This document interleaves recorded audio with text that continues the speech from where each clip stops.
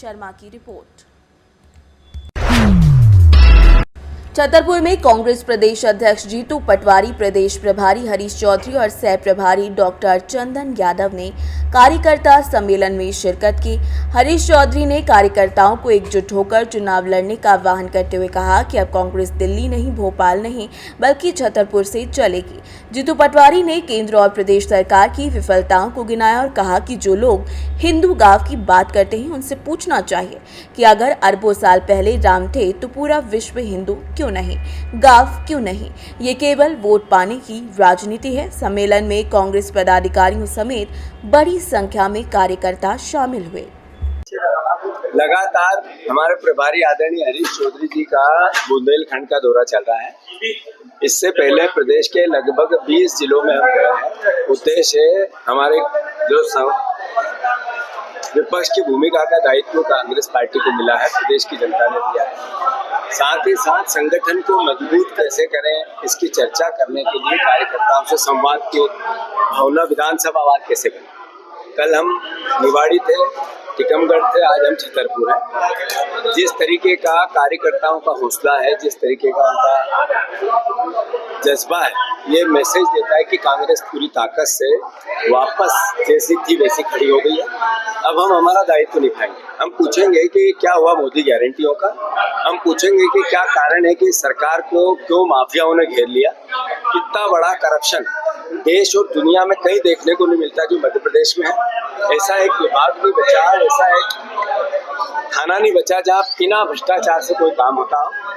जो वल्लभ भवन है, अगर सारे मंत्रियों की जांच हो जाए तो एक भी मंत्री जेल की सलाखों के पीछे रहेंगे, बाहर नहीं आ सकते। इस तरह के हालात हैं। सरकारी जमीन पर भारतीय जनता पार्टी के नेता कैसे कब्जा करें, बस रात दिन इसकी एक तरह से होड़ लगी। जैसा मैंने कहा, कांग्रेस को विपक्ष की भूमिका मिली है, हम पूरी ताकत से निभाएंगे। अरे नरेंद्र मोदी जी ने कहा था हम दुनिया में भारत को विश्व गुरु बनाएंगे।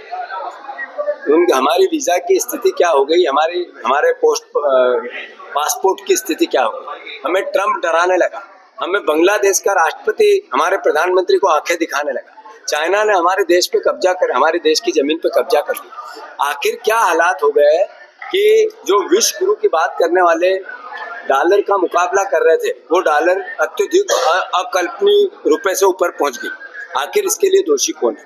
अरे आपने कहा था देश हम ऐसा बनाएंगे जिसके आप आने वाली पीढ़ियों को एक तरह से संदेश देंगे। सबसे बड़ा बेरोजगार देश हमारा बनेगा, किसानों का कर्जदार देश हमारा बनेगा। सबसे ज्यादा भ्रष्टाचार देश में होता है और ईडी और इस तरह की एजेंसियों का दुरुपयोग विपक्ष को डराने के लिए होता है।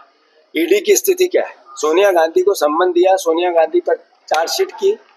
हालात ये है कि 36 विपक्ष के नेताओं पर आपने ईडी से कार्रवाई कराई, 30 बीजेपी में वापस चले गए, धो दिए।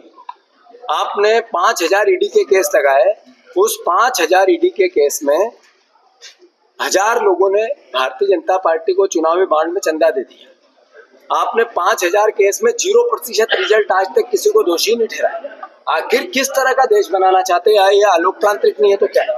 ये अघोषित इमरजेंसी नहीं है तो क्या है?